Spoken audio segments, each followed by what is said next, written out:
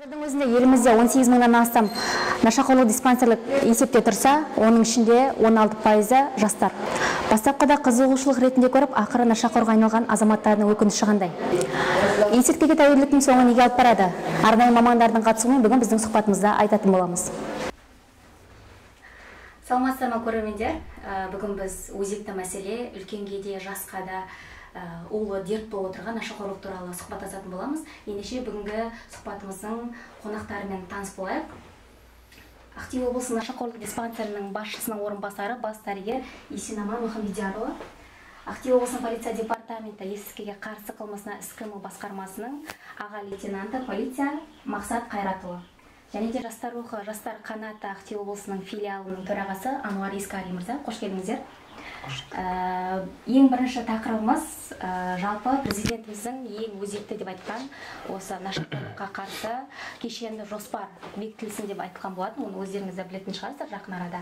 Енді ең бірінші соған байланысты құқық қорғау органдарында қандай кешенді жоспар бекітілді, және де осы есірткіге қарсы алдын алу бойынша қандай шаралар өткізіліп жатыр? Қайырлы күн, көп рахмет сұрағыңызға. Қазіргі уақытта нашақорлық деген бүкіл Қазақстанның ғана емес, бүкіл әлемдік проблема болып есептеледі. Сол себепте біздің президентіміз соған аса қатты маңызды рөл атқаратын болған. Сол себепте қазір Ақтөбе облысы полиция департаментінің қызметкерлерімен есірткі нашақорлықтың алдын алу мақсатында әртүрлі іс-шаралар жүргізуде. 2023-2024 жылға арналған кешенді жоспарларымыз бар. Сол жоспарлар негізінде бірқатар жұмыстар атқарылып жатыр. Олардың негізінде ең біріншісі нашақорлықтың алдын алу бойынша профилактикалық іс-шаралар жүргізу болып табылады. Яғни ол дегеніміз біз мектептерде, жоғары оқу орындарда, колледждегі студенттерге түсіндірме жұмыстарын жүргізу. Яғни оларға видеолар көрсету арқылы, түрлі тақырыптарды қозғау арқылы солармен сұхбаттасу. Яғни барынша жастарды қамтамасыз ету, түсіндіру, оларға түсіндірме жұмыстарын жүргізу болып табылады. Осы уақытқа дейін олар жастарды көбінесе біз спорттық іс-шараларға қатыстыру арқылы, нашақорлықтың қандай зияны бар, оларға қандай қылмыстық жауапкершілік көзделген, сондай мақсаттағы тақырыптағы әңгімелесулер көп жүргізіледі. Осы кешенді жоспарлар бойынша жастар көп жиналатын аумақ, спорт іс-шараға қатысатын жұлдыздарды тарту арқылы, олармен түсіндірме жұмыстары жүргізу, жастар көп жиналатын түнгі клуб, сондай-ақ тағы да басқа орындарға рейдтік іс-шаралар жүргізу арқылы осы нашақорлықтың алдын алу мақсатында көптеген жұмыстар жүргізіледі.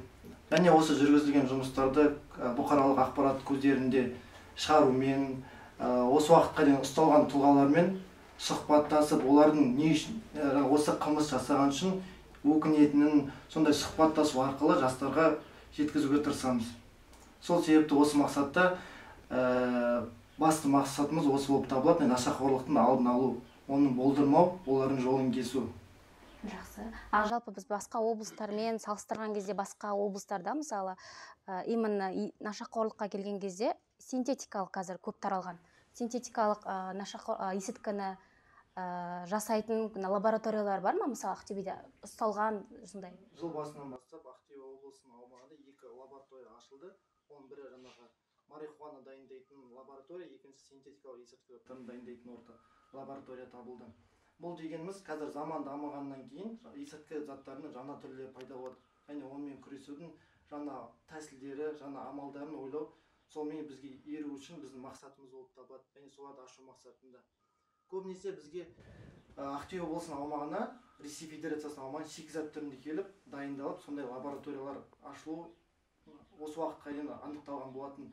2022-ні салыстырғанда 2022 жыл қорытындысы бойынша 3 лаборатория анықталды. Ол көбінесе өздеріңіз білетіндей Telegram сайт арқылы жүргізіледі. Ол Telegram сайттың бақыланбайды, құпия болып есептеледі. Енді ешқандай нақты бір ақпарат жоқ Телеграмда. Немесе ұялы телефоны, оның кім айналысатыны сондай мақсатта көрсетілмейді. Сол себепті көбінесе жастар Telegram сайт арқылы жұмыс жасайды. Және де осы Қазақстан Республикасы Ішкі істер министрлігінің бастауымен OLX қосымшасы бойынша көбінесе жастарға жұмыс береді. Яғни оңай ақша табу, немесе жеңіл жұмыс. Сол жастар көбінесе сол OLX сайт арқылы тұрып, Telegram арқылы сайт арқылы сатады. осы синтетикалық есірткі заттарын. Сол себепті OLX ойлап тапқан, қосымшасын ойлап тапқан басшылармен және ішкі істер министрлігі бірігіп сол мониторинг жасау арқылы OLX-те, яғни бұл жарнаманы кім берді, сол адамдарды анықтау мақсатында контактілерін аласыздар да? Сондай жоспарларымыз бар. Келіскеннен кейін сол жоспарымыз іске асады. Ал жалпы Телеграмды блоктау, ондай сіздерде құзырларыңызға кірмей ме? Ол да бір кешенді жоспардың бір бөлшегі болып табылады. Яғни Телеграм сайттарды арқылы Телеграм сайттарды тауып, оларды блокировать ету дейді ғой, оларды жою. Яғни жыл басынан бастап бізде 50-ден астам сайт жойылды, бірақ ол дегеніміз мысалы Акела деп сайт ашады адам, ол дейтін, бірақ Акела деп бір әріпін өзгертіп жіберсе, ол қайтадан сайт болып табылады. Сол себепті де ол дейтін жұмыста оны өшіргеннен пайда жоқ дейсіз ғой? Пайда бар, эффектісі бар, но бірақ ондай қатты болмайды. Сол себепті біздерде Телеграмды бақылау бойынша ұлттық қауіпсіздік департаментімен бірге бірлесіп жұмыстар жүргізіледі. Все, рахмет. Жалпы негізінде басты мәселе деп айтылады ғой, нашақорлықты данный момент. Қазіргі таңда басты мәселе деп айтылады. Бұл енді жастардың көзінше басты мәселе деп Ақорда жалпы президентіміз айтқан кезде біз саяси мәселе деп ойлаймыз данный момент. Бір қолдан жасалып жатырған нәрсе деп ойлаймыз да, бұның барлығы. Сол жөнінен не айтасыз? Ол қолдан жасалып жатқан нәрсе ме, Ануар мырза? Қолдан жасалып жатқан? Мысалы біз жастар бір нәрсе болып жатса, мысалы пандемияны да айта кетейік. Пандемия болған кезде біз ойлаймыз, бұның барлығы қолдан жасалды, адамдардың санын азайту үшін деген мәселе жастардың арасында сондай ой бар. Ал именно нашақорлық, синтетикалық именно қолдан жасалып жатқан нәрсе деп ойламайсыз ба? Қолдан жасалған бұның нашақорлық мәселесі әр деңгейде жатыр ғой. Әріптесіміз айтып кеткендей, ол тек қана Қазақстанда емес, әлемдік деңгейдегі өзекті проблема ғой. Енді ол сатылап заман жаңарған сайын олардың да жаңа айтылып отқанда жаңа түрлері шыға береді. Сосын оның етегі алады, тарайды. Тұтынушылардың сұранысы пайда болады, солай. Менің ойымша бұл жерде саясат дегеннен гөрі бизнес деген көзі деп түсіну керек сияқты, өйткені әрмен қарай бұл енді қоғамды аздырудың бір тәсілі ғой негізі. Енді бұл жерде біздің рухани иммунитеттің төмендігінің салдары бұл негізінен. Оған иланып кетудің бірден бір себебі. Қазіргі таңда жастардың бойында рухани иммунитет төмен негізі біздерде. Нақты біздерде елімізде шындығын айту керек, идеология мардымсыз бізде. Сондықтан қазір жастар көрінген нәрсеге қызығатын болды. Мектеп жасындағы синтетикалық нашақорлық былай тұрсын қазіргі таңда. Қазір электрондық темекілерде өзекті болып тұр қазір. Мектеп жасына бесіктің белі қатаймаған балалардың барлығы қазіргі таңда мектептің ауласынан шыға бере түтіндетіп отырады. Бұл жерде ата-ана тарапынан да қадағал, бұл жерде өте бір қиындығы жаңағы нәрсенің. Оның иісі шықпайды, темекі секілді. Әртүрлі фруктың жаңағы электрондық темекілердің. Бұл синтетикалыққа баратын бір сатысы ғой негізі. Бала өлі жанағыны көреді, сосын бар синтетикалыққа көшеді. Әрмен қарай синтетикалық нашақорлық есірткінің ар жағы уже инеге, тәуелділікке сондайға бара береді. Біздер енді, менің ойымша енді саясаттың жаңа айтып отқанда, сіздің сауалыңызға бұл ауқымды бизнестің бір түрі жаңа тәсілімен жастарды кәсіп айналдыру. Енді солай кетіп бара жатқан дерт қой негізі. Өзіңіз жалпы жастардың саласында жұмыс жасайсыз ғой, сондықтан жалпы бұл қоғам болып, мемлекет болып, ең бастысы қай жағынан қолдау керек деп ойлайсыз, или ата-ана жағынан ба? Біз бір нәрсе болса негізі ата-анаға жауапкершілік жүктейміз ғой, бірақ бұл жерде қоғам ғой. Әр қазақ менің жалғызым деп, әр қазақ солай әрекет жасаса, жалпы енді бұл жерде ата-ананың да жауапкершілігі бар біріншіден. Сосын заң төңірегінде де қазіргі таңда заң шеңберінде де жазалап жатыр. Бұл жерде енді бір қоғам болып күресу керек бұл нәрсемен. Бірақ шетіде, шегіде жоқ нәрсе сияқты көрінеді кейде. Себебі біздер қазір Аманат партиясының жастарды қолдау жөніндегі аймақ республикалық кеңестің төрінде де бұл мәселе көтеріліп жатыр қазіргі таңда. Аймақтық кеңестің төрінде де мінберінде де көтеріліп жатыр. Қазір депутаттар да мәжіліс мінберінде отырғандар да айтып жатыр, бұны заңда қатайту керек деген секілді. Бірақ енді әр деңгейл атқасын, бұның әзірге қазақта айтады ғой, батпандап кіріп мысқылдап шығады деген секілді ғой. Жалпы жастар рухы, жастар қанаты жанынан қандай осы дерттің алдын алу бойынша қандай шаралар өткізіп жатсыздар сіздеріңіз? Біздер енді қазіргі таңда өзіміздің қатарымыздағы белсенді жастардың барлығын осы нашақорлыққа қарсы күрес мақсатында жаңағы телеграмдарды қабырғаларға жазып кетіп жатады ғой, жарнамалап көшелерде қазір вандализм дейді ғой негізі көше. Соларға біздер орындарын өшіруге сәл де болса қарлығаштың департаментімен бірлесіп хабардар қылып қоямыз, сосын жайлы өзіміздің тарапымыздан жаңағыдай жарнамаларды өшіреміз біріншіден. Сосын кездесулердің барысында да біздер осындай нәрселерді айтып отыратын, нашақорлықтың аулақ қылуға бірнеше жастарды анықтап мониторинг жүргіземіз. Студент жастардың арасында әсіресе өкінішке орай көп біздерде қазіргі таңда осы мен өзім бірнеше жастарды байқадым. Синтетикалық есірткіге тәуелді жастарды. Жалпы осы синтетикалық есірткіге тәуелді демекші, Есенаман Ахмедиярұлына біле жіберейік. Қандай әрекеттерден біле аламыз негізінде осында тәуелділік, нашақорды пайдаланған жастан? Бірінші пайдаланған болсын, енді тәуелді болсын. Синтетикалық есірткі бұл дейтін қазір өте күрделі зат болып табылады. Енді қай есірткімен де біздер күресіп жатыр қой.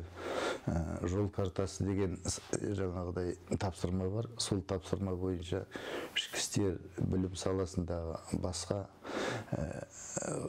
қызметтерменен біздер байланысып жол картасы бойынша сондай жаңағыдай программа күресу соны бойынша ақпараттар жүргіземіз. Соның ішіндегі тәуелділік деп сұрап отқаныңыз, бұл адамның жаңағы психикалық тұрғыда тәуелділікке ұшырауы. Ол өмір бойы соны аңсап тұрады. Соны емдеу өте күрделі. Жаңа айтты ғой мына әріптестеріміз. Вейп дейді жаңағы электронный темекі. Оның бәрі, қай заттың бәрі де әуелі миға әсер етеді. Миға әсер еткен зат ол белгілі түрде адамның өмірін өзгертеді, тәуелділікке алып келеді. Ал енді мына синтетикалық есірткіні айтсақ, наркотикті, бұның ең қауіпті жері қазіргі жағдайда бұны суға да қосып ішеді. Темекіге қосып та шегеді. Бұны инеге салып та шаншиды.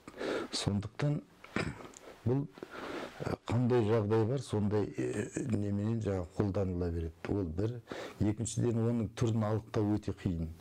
Ол дейтін бұрын жаңағы мақсаттар білет, героин кезінде барып сатып алатын өздерінің жаңағы бір белгілі бір орындарында сатылады. Содан ол бақылауға алынады, одан ұсталады, қапелімде оны жаппайды, емдетіп, сосын барып шара қолданатын.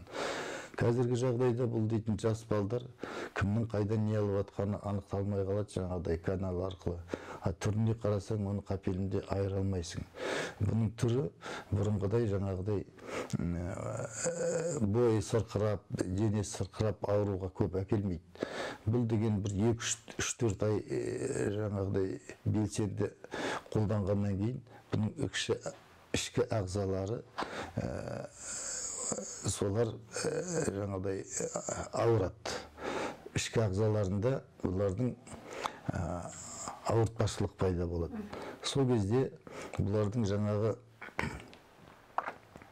өмір баянын, ауру тарихын жинап отқанда адам айтады ғой, сөйттім деп сол кезде барып ем қолданылады.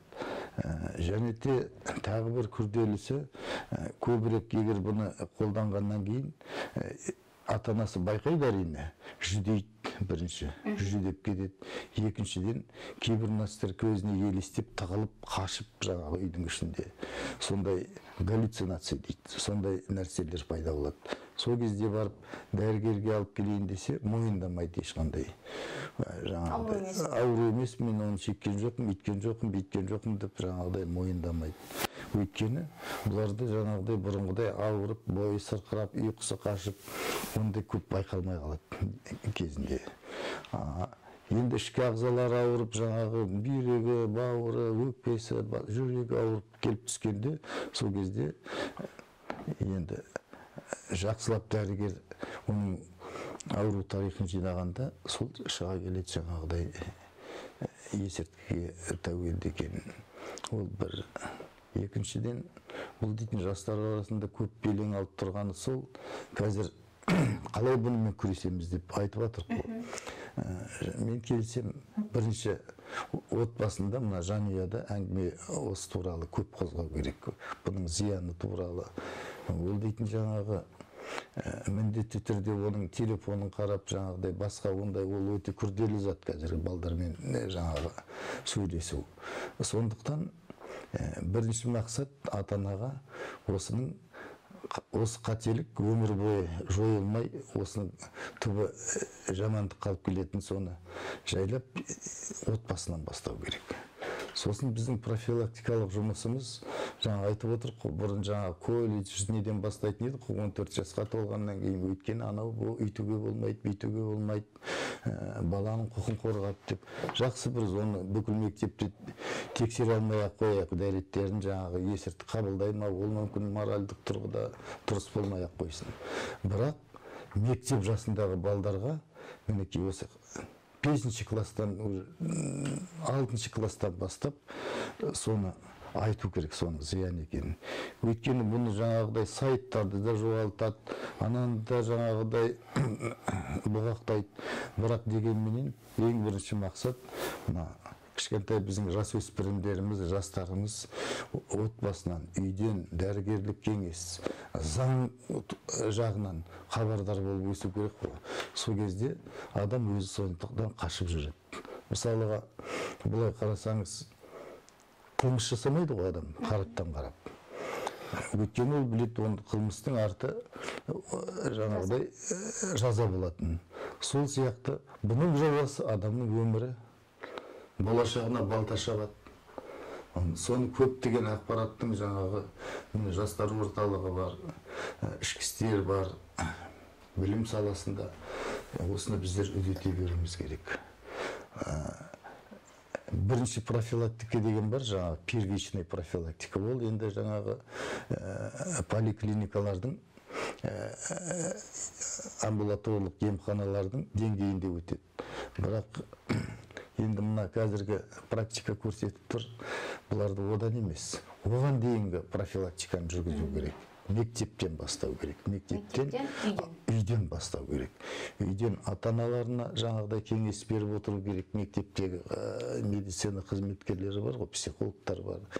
Одан кейін психолог және де мамандар кеңес беру керек. Кез келген дәрігер емес, кез келген жаңағыдай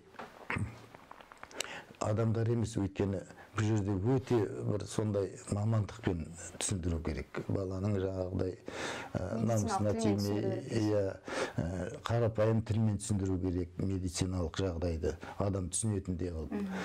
Бұлардың жаңағыдай намысына тимей деген сияқты өсіп келе жатқан баланың, бірақ қандай бұның зиян екенін, сол салада біз өте көп жұмыс жасауымыз керек. Сондай жоспарлар бар бізде.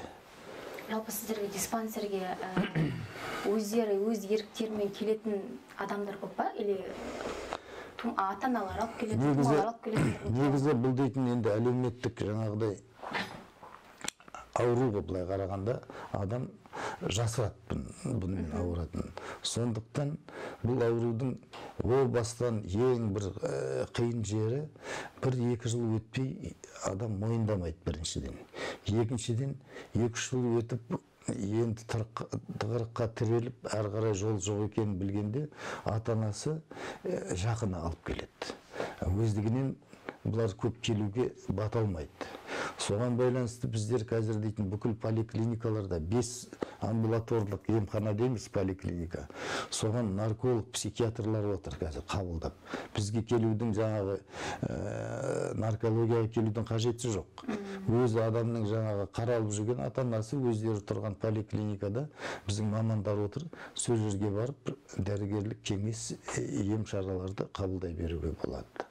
Бұл да бір алдын алудың бір мақсатымыз ғой, соның бір тәсілі. Жақын жерде өзінің қалалық поликлиникасына бар. поликлиниканың қарызында маман бар. Бесеуінде бар, бесеуінде. Бірінші поликлиникада, екінші, үшінші, төртінші, бесінші. Ал енді қамтамасыз етілмей қалған жаңағыдай емханаларды, олар жаңағы сол поликлиникаларға қосылып қойған. Жаңағы мысалға ана Жилянка, басқа жақтағылар. Сонда келіп қарала қояды. Екінші поликлиникада бөлек міндетті түрде маман отыр. Сол. Бірақ біздің негізгі мақсатымыз, менің ойымша, осыған жеткізбеу керек. Ол дейтін біздер бүкіл жағдайды жасап отыр шындығына келгенде. 100 койкілік кереуеттік осыларға жатып емделетін орында бар. Дәрі-дәрмек үздіксіз бар. Оның ішінде бүкіл мамандар штат бойынша жаңағыдай қамтамасыз етілген. Дегенмен бұл дейтін өте созылмалы ауруға ауысып кетеді. Бұл миға байланысты зат деген, бұл жаңағыдай өзгерістер енгізеді адамның жаңағы сана сезіміне. Бұрында енді сана сезім білместіктен болса, енді сол сана сезім дейтін жаңа патологиялық тұрғыда өзгеріс болады. Анан аңсап тұрады. Онымен күресу қазір жақсы болып шыққанмен артынан қайтадан тағы да қасында жолдастарымен я өздігінен сондай жаңағыдай осыған ілесіп кетеді. Сондықтан бұны жеңудің ең бірінші мақсаты ол профилактикалық жаңағыдай тұрғыдан жұмыс жасауымыз керек. Оның бәрін бірдей жаңағы ауруханаға жатқызып емдеп бәрін бірдей соттай бермейсің ғой жаңағыдай. Сондықтан бұлар соның бәрін алдын ала мектеп жасынан бастап білу керек. Бұның да қылмыс екенін түсіну керек. Бұл біріншіден ол әлеуметтік жағдайға жасалатын жаңағыдай бір есірткіге тәуелді адам статистика бойынша 10-15 адамды артынан сүйреп жүреді жаңағыдай. Бұның бәрі бұрыннан бері оқылған, жазылған, айлананық заттар. Біз соған жеткізбеу керек.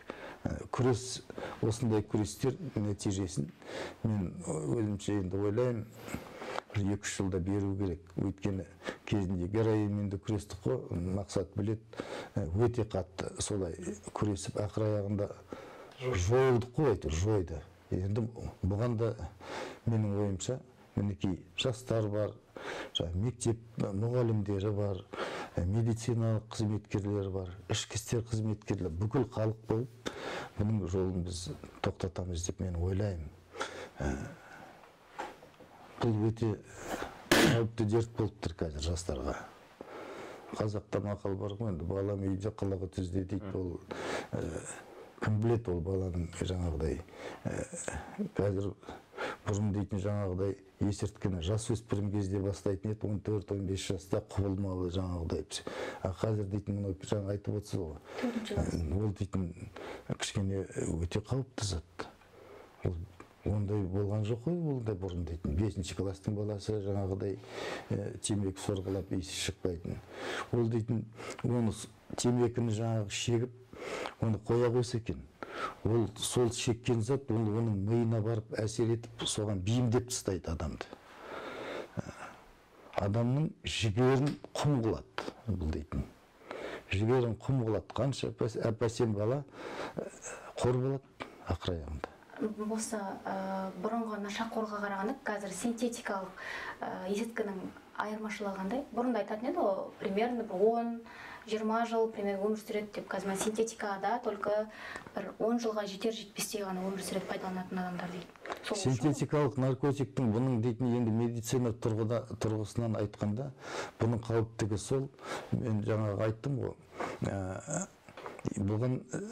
бұл бір 4-5 айдан кейін ішкі ағзалардың бәрі жарамай ғой. Ішкі ағзалар өзінің физиологиялық тұрғыдағы маңызды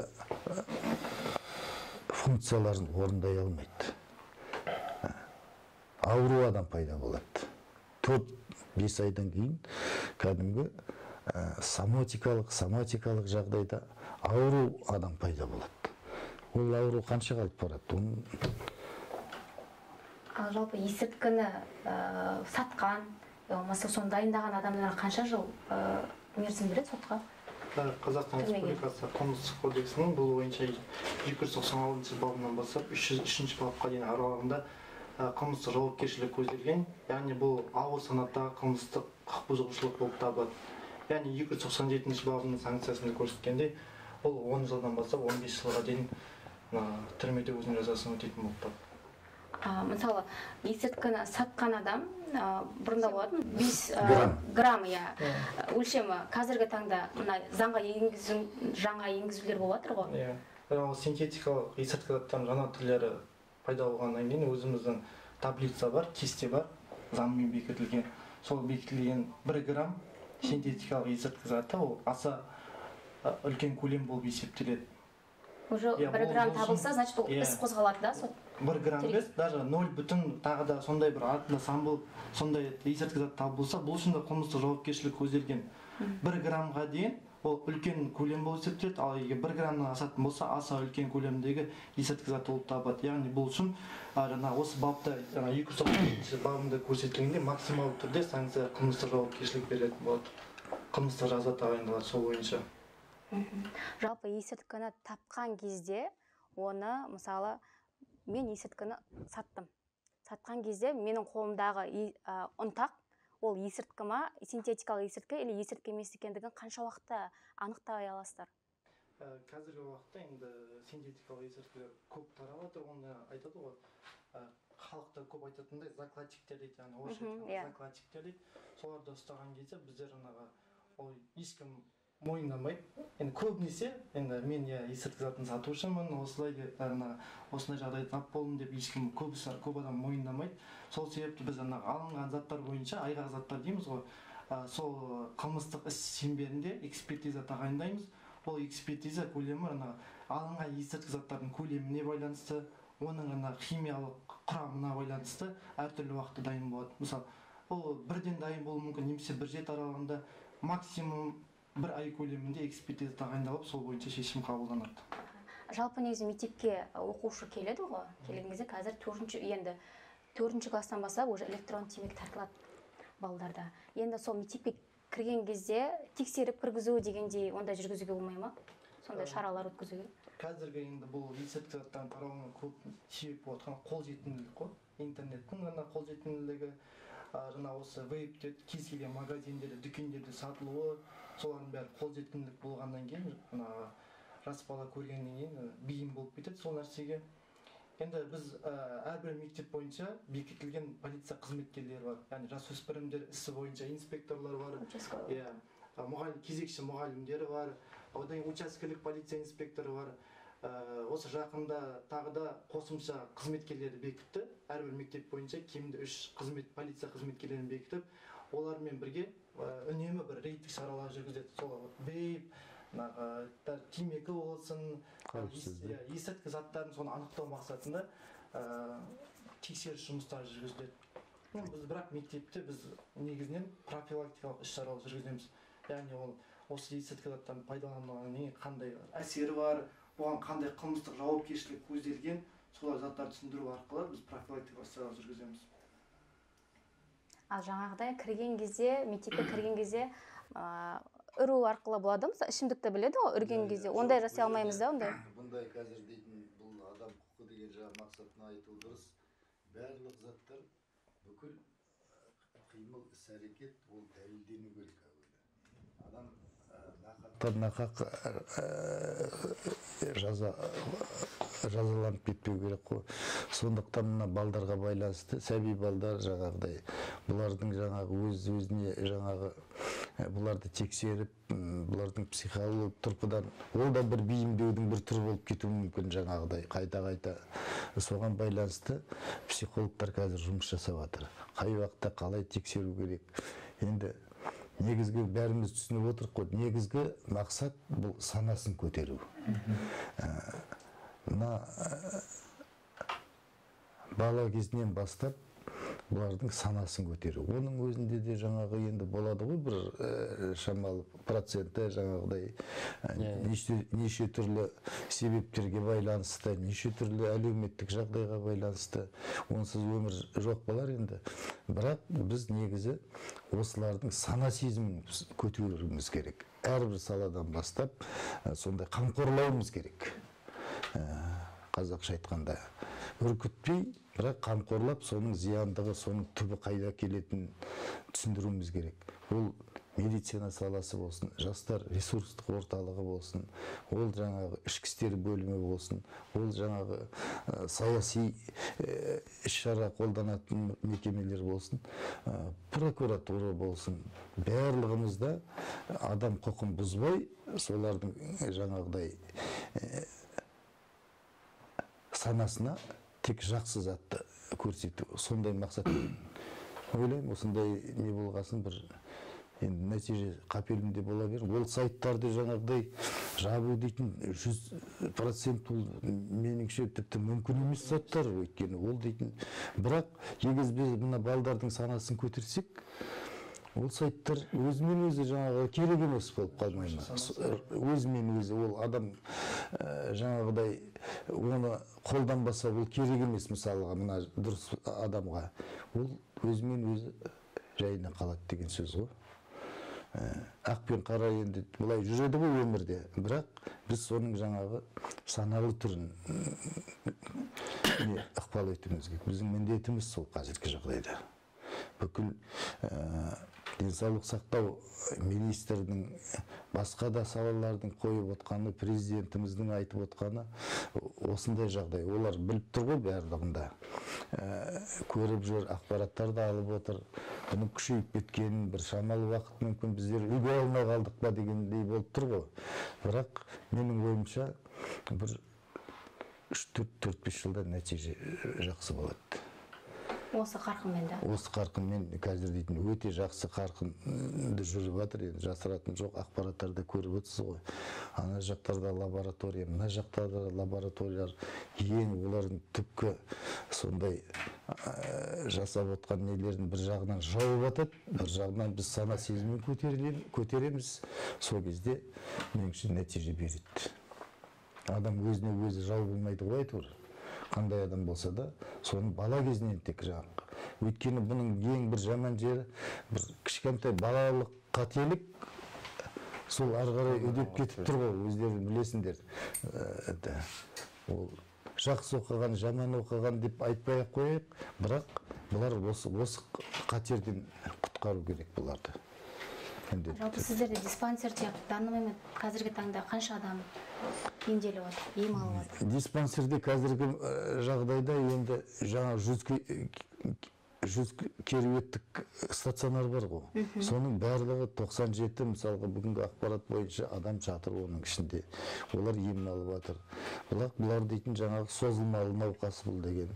Бүгін емделеді, сосын ремиссия деген болады, сосын бір жарты жылдан кейін қайтып келеді. Бұлар енді бұл жерде жаңағы бұларға ем беріп, бұларды реабилитация жасап, түгіл жаңағыдай өте ұзақ ремиссия беруі, сосын қоғамға қауіп төндірмеу. Сіздерде ең кішкентай жас ерекшелігі бойынша қанша жаста қазір? Жас ерекшелігі қазір биыл біздерде ондай жаңағы жас балдар тіркелген жоқ. Бұрынғы жылдары баяғы героин, токсикомания болғанда кімдер білетін, біздер өте тығыз жасаймыз мақсаттармен. Бір-екі адам болды, бір-екі бала токсикоман, жаңағы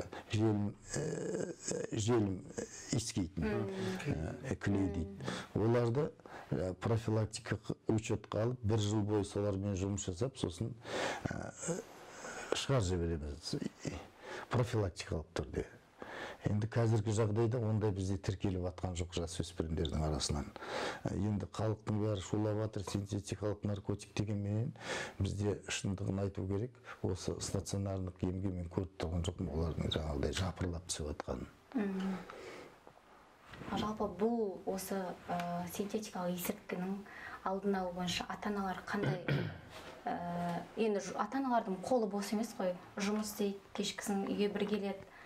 Ата-аналармен қандай жұмыс жасаған дұрыс деп ойлайсыздар?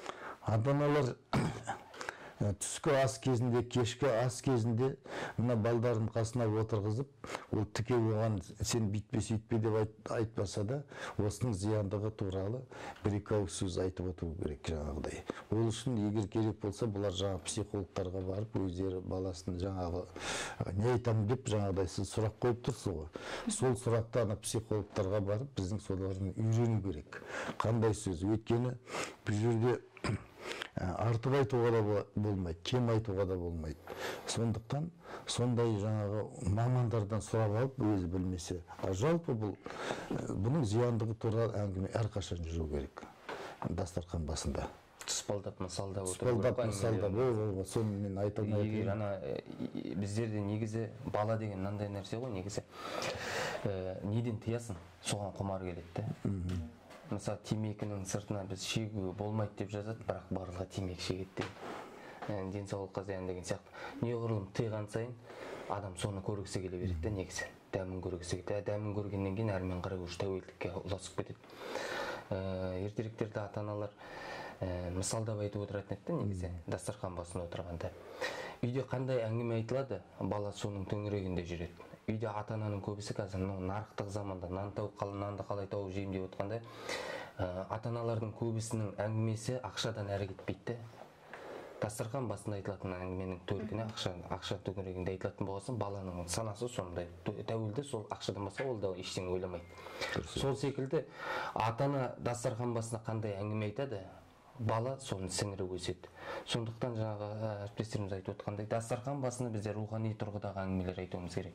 Тікелей нашақорлықтан тыйым салу, нашақорлықтың есірткі туралы әңгіме айтсақ та, оны біз жанама тұрғыда біз жарнамалағандай боламыз. Сондықтан біздер рухани тұрғыда әңгімелер айтып, сол төңіректерде неғұрлым көбірек әңгімелер айтылса, бала соғұрлым тәрбиеленеді. Бізде қазір қарын тоқ жастардың, асқазаны тоқ, бірақ рухани аш бәрі. Рухани аш дүние ол өте қауіпті дүниеде, қоғам қауіпті ол уақытта. Сондықтан асқазаның аш жүрген жақсы негізі, рухани аш жүргеннен. Біздер қазіргі таңда көп жастарымыз тоқшылық, нешем некем демейді. Салдарынан, сол тоқшылықтың салдарынан біздер тыйым салынған және денсаулығына қауіпті нәрселерді көре бергісі келеді. Мынау қазіргі таңда түнгі клубтарда бұл қолжетімді болып кетті. Шар дегендері шықты қазіргі таңда. Тағы басқа шықты. Екінің бірінде жаңағы электронды веб темекісі. Олай қарасаң, бұрын әйел адамның темекі тартып тұрған көргенде бір түрлі бізде кәдімгі ауылдан келгенде көзім бақырайды, әйел адам темекі тарта ма дейтін еді. Қазіргі таңда қаршадай балдар темекі тартып тұрғанда қариялар қасынан бейқам өтіп кете беретін болды қазір.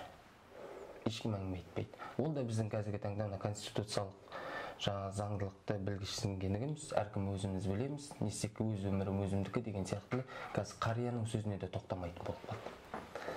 Ақыл айтатын жөнді ақсақалдардың қатары сиреп кетті, бұнда бір септігі бар, бұнда үлкен септігі бар, себебі қазіргі таңда үлкендеріміз тапшы ғой бізде ақыл айтатын.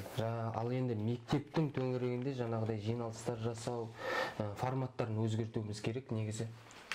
Сосын жаңағы балалардың әр мектеп пен колледждерде ғой, вуздарда әлеуметтік паспорттары әзірлену керек. Әрбір студент болсын, оқушы болсын, әрқайсының паспорты болу керек. Ол қандай бала? Ол жерде неғұрлым біздерде психолог мамандарды өте қатты даярлау керек, әлеуметтік педагогтар жекелей дайындалу керек. Сол секілді әрбір оқушы мектеп қабырғасынан әр асқанша сол бақылауда болу керек паспортпен. Және колледждерде. Сосын сонымен қатар жанама тұрғыда жаңағы рухани жиналыстарда форматтары жастар не талап етеді, сол тұрғыда болу керек. Біздер мектеп, колледж әлі президиумға үлкен кісілерді әкеліп отырғызып қойып ақыл айттырып жатады. Сол форматтан әрі аспай жатыр. Ал ол қазіргі таңда жеміс бермейді. Өйткені ол бұрын берді жеміс. Әр нәрсенің бастауы болады, шегі болады. Сол секілді мына есірткінің де жаңағы бастауы бар, шегі бар ғой негізі.